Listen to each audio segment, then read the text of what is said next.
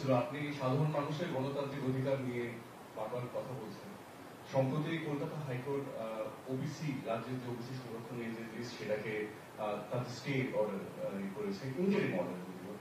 এই বিষয়ে আপনার কি? দেখুন, আইন আইনে লড়বে।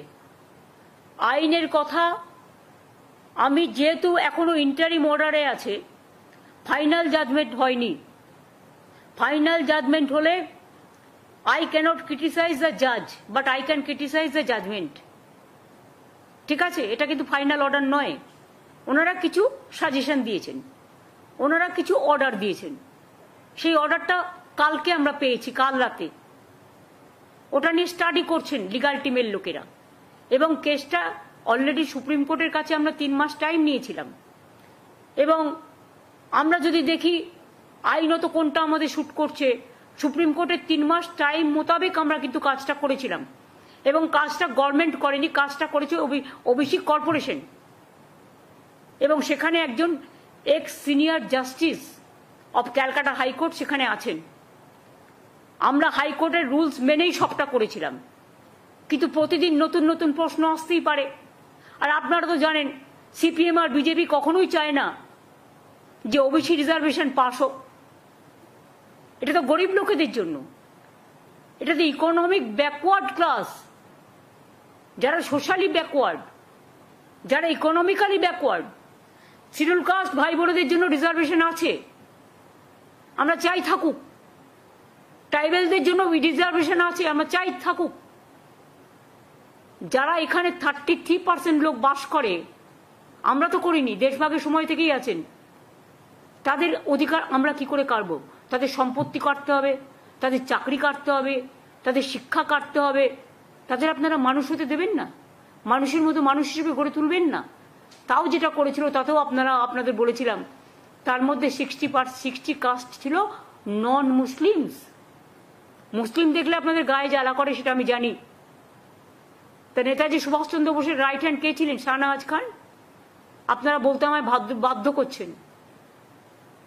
তাজমহল তো তৈরি করেছিলেন কে? শাহজাহান। কি করে ইতিহাসটাকে মুছবেন বলুন? গান্ধীজি কি বলেছিলেন? ঈশ্বর ও আল্লাহ তেরে নাম সবকো সুমতি দে ভগবান। নজরুল কি লিখেছিলেন? হিন্দু নর মুসলিম ওই জিজ্ঞাসে কোনজন, কান্ডারি বলো ডুবিছে মানুষ সন্তান মর্মার। ভুলে গেছেন? বঙ্গভঙ্গের বিরুদ্ধে বিশ্বকবি রবীন্দ্রনাথ ঠাকুর রাখি বন্ধন করেছিলেন, বাংলার মাটি বাংলার জল গান গেয়েছিলেন, হিন্দু মুসলিম সবাই সবার হাতে রাখি পরেছিলেন। আমরা সব ধর্ম, সব বর্ণ, সব জাতি সবাইকে আমরা মান্যতা দিই, সম্মান করি। কিন্তু আপনারা যদি মনে করেন আপনারা যেটা ঠিক করবেন, কে কি খাবে, কে কি পড়বে, কার কি সম্পত্তি দখল করবেন, কার কি ভাষা দখল করবেন, কার কি চাকরি দখল করবেন, একেতে মানুষ পায় না। চাকরি সৃষ্টি হচ্ছে আর আপনারা বাধা দিচ্ছেন। একটা করে পিল আর কিল খেচ্ছে, পিল করছেন আর একটা করে কিল খাচ্ছেন, নিজেরা খাচ্ছেন। এটা কিন্তু আপনাদের ওপর বর্তাবে। আপনাদের জন্য আজকে অনেকে চাকরিহীন হয়ে গেছে, এবং আপনারা এটা আটকাচ্ছেন বলে আমার পুলিশ রিক্রুটমেন্টে হাজার হাজার পোস্ট খালি পড়ে আছে, আমি করতে পারছি না। আমার টিচারদের পোস্ট করতে পারছি না। আরো অনেক ভ্যাকেন্সি আছে আমার, অল ডিপার্টমেন্টে আছে। কিন্তু ওবিসি রিজার্ভেশন আমরা করিনি, এটা মন্ডল কমিশনের রেকমেন্ডেশন। ভিপি সিং যখন প্রাইম মিনিস্টার ছিলেন, মনে রাখবেন, বা ভিপি সিং লড়াই করেছিলেন, তখন কিন্তু বিজেপিও ভিপি সিং এর সাথে ছিলেন। তখন কেন এটাকে অপোজ করেননি? সময়ে সাথ দেবেন আর সময়ে মানুষকে অনাথ করে দেবেন, এটা তো হতে পারে না। আপনি কি চান ওরা পড়াশোনা করবে না? তাও তো ওদের টাকাটা আলাদা দেওয়া হয়, কোনো জেনারেল কাস্টের টাকা কাটা হয় না, কারণ এমনিতেই তাদের সংখ্যা কম বলে। এগুলো আমি বুঝি। কাজেই ইকোনমিক্যালি যারা ব্যাকওয়ার্ড, তাদের জন্য 17% আমি আলাদা টাকা দিই শিক্ষার জন্য, এটা মাথায় রাখবেন। আর যদি নিচু থেকে মানুষ উপরে উঠে আসে শিক্ষার দ্বারা, তাতে আপনাদের আপত্তির কি আছে? তাহলে আপনারা যখন অপারেশন করেছিলেন পয়েলগাঁও, তখন আপনারা ম্যাডাম কুরেশিকে কেন বসিয়েছিলেন? যান প্রত্যেকটা আর্মি কন্টেনমেন্টে গিয়ে দেখে আসুন।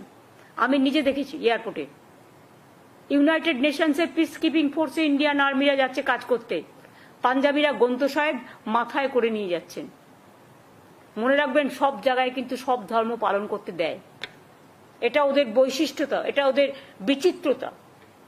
বৈচিত্র্যের মধ্যে ঐক্য। প্রত্যেকটা ক্যান্টনমেন্টে মন্দির আছে, মসজিদ আছে, গুরুদ্বারা আছে, গির্জা আছে, আরো যদি অন্য কোনো বৌদ্ধ ধর্ম আছে, এ আছে, প্রত্যেকটা।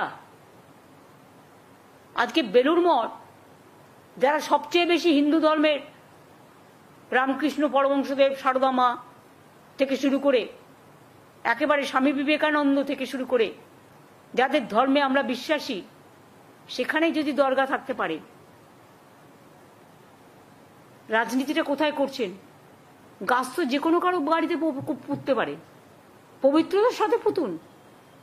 কিছু কিছু গাছ আছে যেগুলো আমরা দেবদেবীদের বেলপাতা আমরা শিবের মাথায় চড়াই, আমরা মা দুর্গাকে দিই, আমরা মা কালীকে দিই, আমরা বৈষ্ণু মাতাকে দিই, আমরা কৈলাসকে দিই, কাশী বিশ্বনাথকে দিই।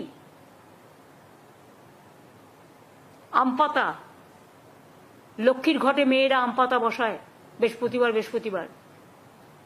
তুলসী পাতা, তুলসী ক রকমের হয় জানেন? আমার বাড়িতে 40টা তুলসীর গাছ আছে ওইটুকু জায়গার মধ্যে। তুলসীর মধ্যে আবার লক্ষ্মী আছে, নারায়ণও আছে। আর সব জায়গায় তুলসী গাছ হয় না, সম্মানের সাথে করতে হয়। একটা ফল বিক্রেতা তার ধর্মীয় অনুষ্ঠান পালন করতে বাড়ি গেলেন, আর তার জায়গায় আপনি পবিত্র তুলসীটাকে পুঁতে দিয়ে অসম্মান করলেন তুলসী দেবতাকে। তুলসী, মনে রাখবেন, লক্ষ্মী নারায়ণ বলি আমরা। শ্রীকৃষ্ণকে আমরা তুলসী দিই, জগন্নাথকে তুলসী দিই, আমরা লক্ষ্মী নারায়ণকে দিই। আপনার পুঁততে হলে নিজের বাড়িতে পুঁতলেন না কেন? যারই কথা হোক, আমি কাউকে মিন করে বলছি না, আমি প্রত্যেককে বলছি, যারা যারা এই মিন মাইন্ডেড পলিটিক্স করেন, চ্যারিটি বিগিনস অ্যাট হোম।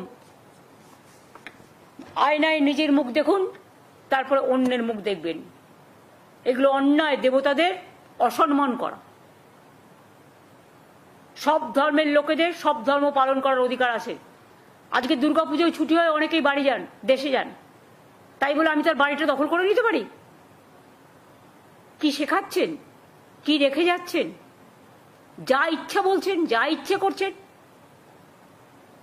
গণতন্ত্র যদি এখানে না থাকতো, তাহলে কি আর আপনি আমার পাড়ার মোড়ে দাঁড়িয়ে আমার উদ্দেশ্যে জুতো ছুটতে গিয়ে, বলে না ধর্মের কল বাতাসে নড়ে, জুতোটা গিয়ে পড়লো আমার একটা পাঞ্জাবি পুলিশের পাগড়িতে। I condemn that. শিখ ভাইরা, এমনকি অমৃতসরের যে শিখ প্রবন্ধক কমিটি, তারাও এটাকে ক্রিটিসাইজ করেছে। কেন আপনি তার পাগড়িতে জুতো ছুঁড়ে মারবেন? মারতে গেছিলেন আমাকে? তা আমার পাড়ার মোড়ে দাঁড়িয়ে আপনার বাড়ির সামনে তো সেম জিনিস হতে পারে। আমরা কোনোদিনও করেছি? করিনি। কিন্তু করিনি বলে আগামীকাল মানুষ যে কিছু ভাববে না নতুন করে, আমি তো সবাইকে কন্ট্রোল করতে পারি না, যদিও আমি এটাকে সমর্থন করি না।